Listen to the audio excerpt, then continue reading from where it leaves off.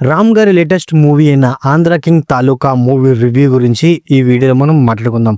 ఈ మూవీ యొక్క పాజిటివ్స్ అలాగే నెగిటివ్స్ గురించి చెప్పుకోవాల్సి వస్తే, మెయిన్గా పాజిటివ్స్ గురించి చెప్పుకోవాల్సి వస్తే actors performance, music, background music, cinematography and production values, ఈ మూవీ యొక్క స్టోరీ లైను అండ్ అలాగే ఈ మూవీలో ఉండే కొన్ని సీన్స్, ముఖ్యంగా రావు రమేష్ అండ్ అలాగే మురళీ శర్మ గారి మీద వచ్చే సీన్స్ ఫస్ట్ హాఫ్ ఈ మూవీకి పాజిటివ్స్.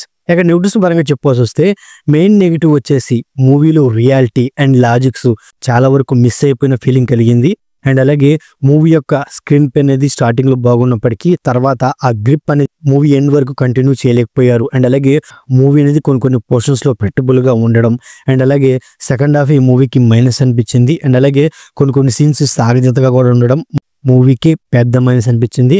అండ్ అలాగే ఈ మూవీలో ఉపేంద్ర గారి క్యారెక్టర్ని డౌన్ చేసేయడం నాకు ఈ మూవీకి మరో మైనస్ అనిపించింది.